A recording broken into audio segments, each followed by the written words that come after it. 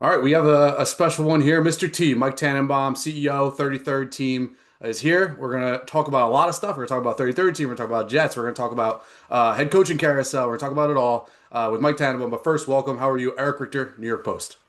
Hey, Eric, great to be with you. And I know you have a lot of varied interests and cover a lot of things for the Post, and know you work really hard, and great to be with you. I really appreciate that. Thank you very much. This past weekend we had a lot of crazy stuff going on. But before we get there, 33rd team, you're the CEO. You founded the company. Obviously, we know that you had a lot to do with the Jets this past off season. So you guys have some news. I'll give you the floor here. What's going on with 33rd team? Yeah, really excited. Appreciate you having me. This company started a few years ago, and we did a lot with coaches and helped them with transition. We were a media company for a while, and we still have a very robust podcast offering. But where we spend almost all of our time now, and what we're raising money for, is where we believe the future is in data and technology, and what we believe is very differentiated data that we're collecting on behalf of teams, both in the NFL as well in the college space. So you guys are working with teams and you're developing data for, in-game stuff, or is it more of like your draft prep? I know obviously you helped hire Aaron Glenn and the general manager over there as well. So is it more focused in-game data that you're helping provide for teams, or is it more like on the draft side or Yeah, analysis side? right. Yeah, no, it's information that we collect that's available to the teams after games. So there's a very strict set of rules that happens like in game. So we collect data for on teams' behalf, and we give them what we believe are very actionable, accurate, and timely reports after the game Hmm. about things that happen in the game in a very timely and accurate way. And we've been thrilled with the response so far by the marketplace. And anytime you build new and differentiated software, it's expensive. So, we're out, with our fundraise now, and happy what we've been able to do so far, and excited about the future.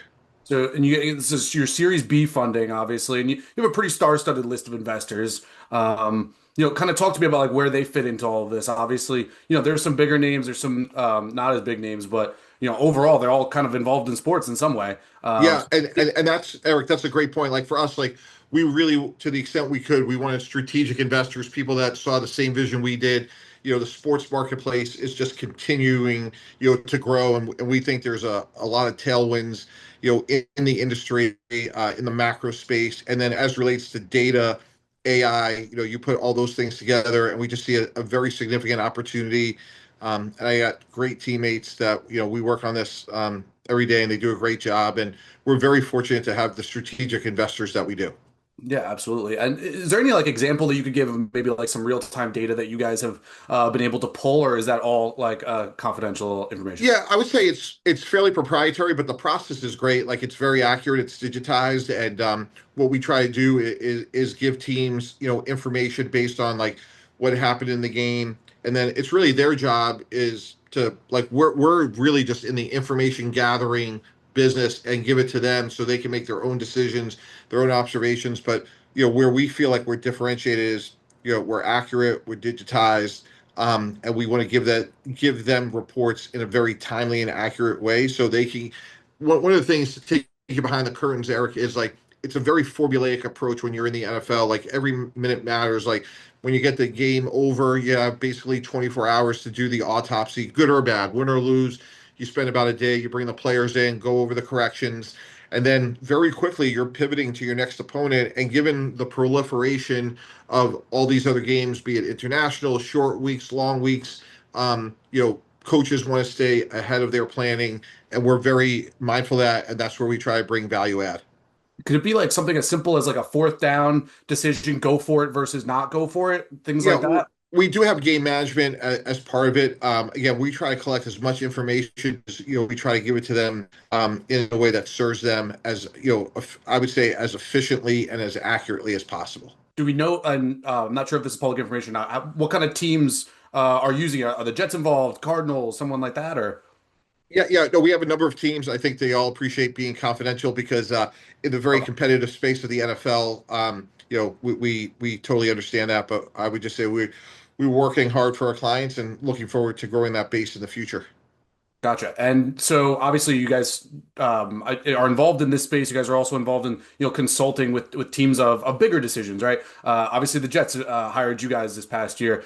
Is this like funding round based on the success of that, or is it or is it a totally different entity of the business? Yeah, no, we do consulting actually a lot more in the college space now with, Hmm. NIL and revenue sharing. So we do a lot with colleges to help them develop systems and process on, who to pay, how to pay them. That's a world that's, changed a lot. So it was great to, work with the Jets to do, backgrounds and help them with the search. And, obviously know a lot of people in that building and they're great people, but a lot of our consulting is actually really on the college space.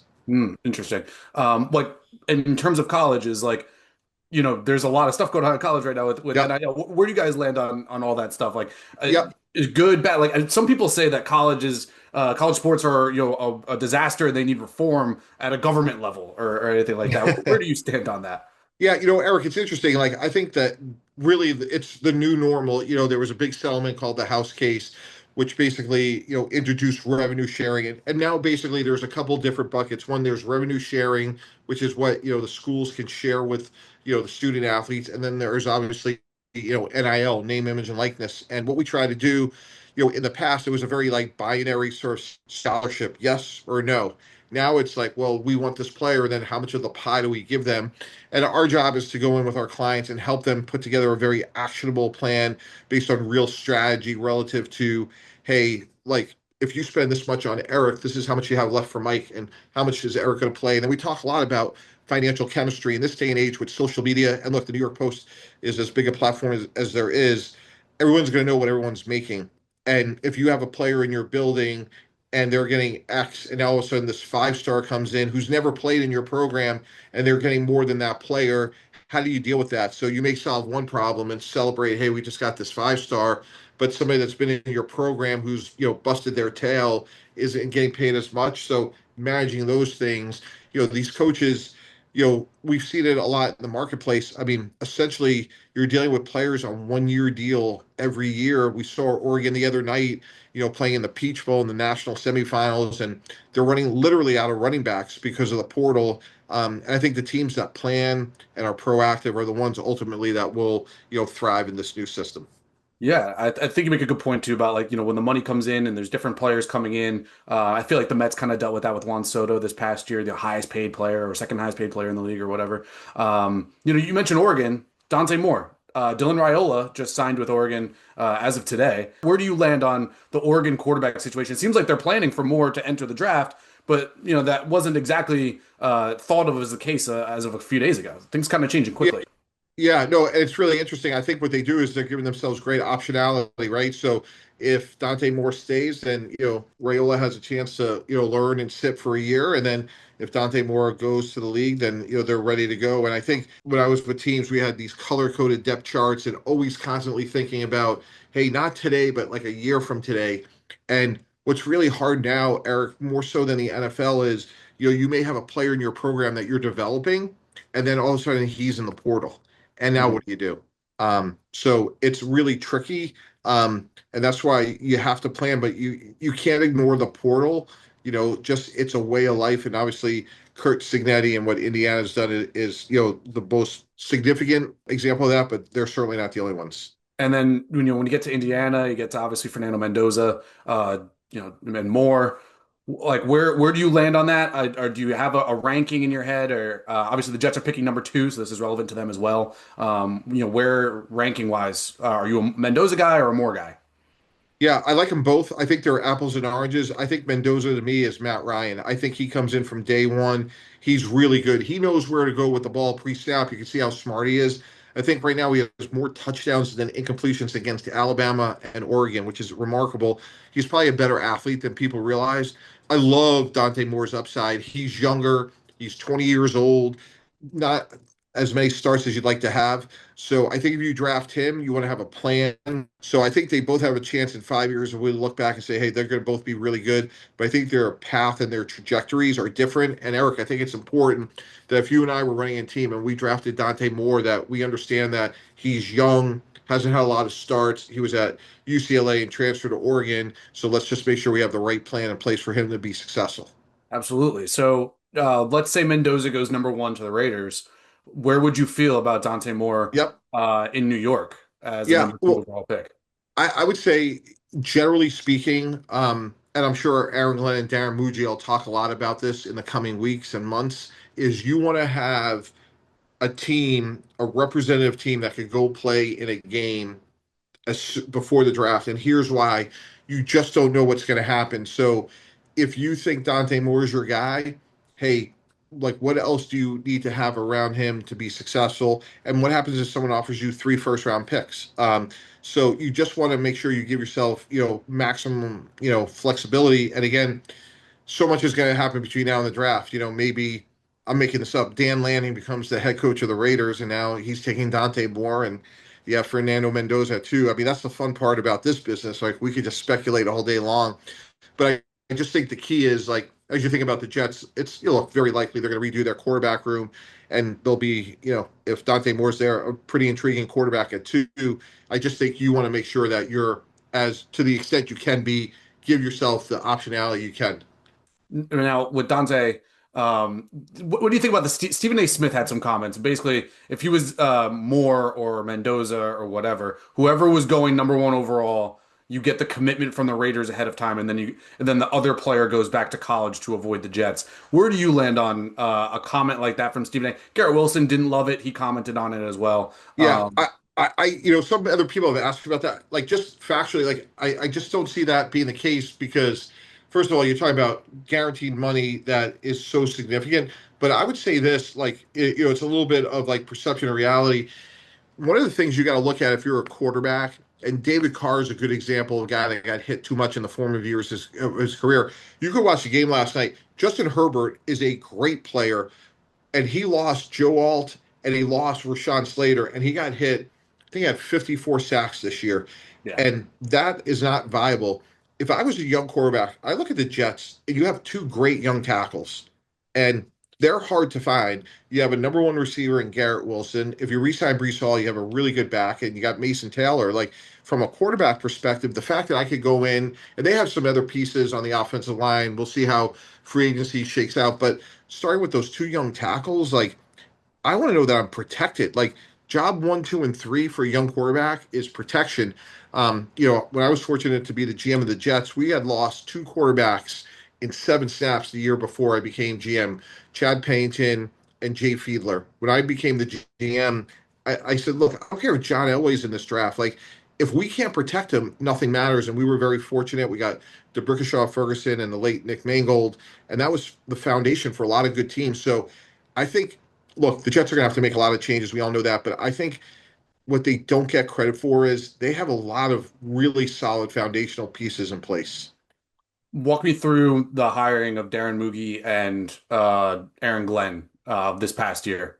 Yeah, it was great to be part of the process with Jaime Elhai, the president. Rick Spielman was a consultant, and working for Woody Johnson. And I know Aaron Glenn for a long time, and you talk to people that he either played for or coached for. Like he had recommendations from Bill Parcells, Bill Belichick, Sean Payton, Dan Campbell.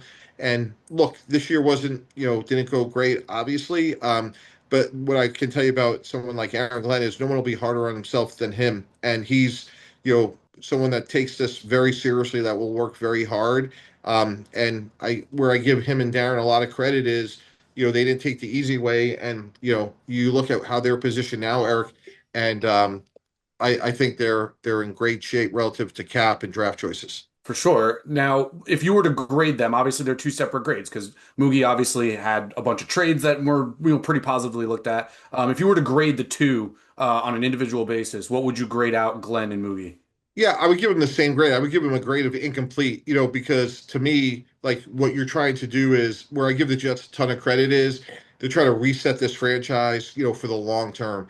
And, they took some, really big decisions this year that, hey, maybe they could have won 4 games or 5 games or 6 games if they had kept the Quinn Williams or Sauce Scott. We'll never know. But I think what they did from putting themselves in a position of cap and draft choices is really good. And Erich, like the result wasn't where they wanted to be this year, but in 6 short weeks, when we're talking about NFL free agency, this roster is going to look really different. And I think that's going to include the quarterback. And to me, that's where, if you're a Jet fan, you have to be excited and say, like, look, we're trying to do this right long term. They didn't try to put band-aids on it. And, I respect that, despite the record not being where they wanted it to be. I interviewed Wayne Corbett earlier this year, and his thought process was that that Aaron Glenn's trying to bring in his guys, and in the process getting rid of guys that are not his guys. Where are you like in terms of what an Aaron Glenn guy looks like? Like what changes do you expect this offseason from him? Yeah, I think the defense will probably be more aggressive, like just knowing Aaron, like he was a very tough, aggressive player. Like that's sort of what they were in Detroit. That's kind of what he's been around with, Sean Payton, Dan Campbell. Tough-minded guys. Like that's kind of who Aaron is. He was a great player despite being slightly undersized at corner, and you can't play as long as he did without being tough, smart, and competitive. And I think, him and Darren will be looking to acquire, those types of players. Mike, I appreciate you giving me a couple minutes here. Okay. Congratulations on all the success with the 33rd team. And yeah, hopefully we'll be able to turn this around with the Jets pretty soon. This was not the year that everyone was expecting, but hopefully we can get something going there. Okay. Thanks so much for having me. I appreciate it. Thank you very much.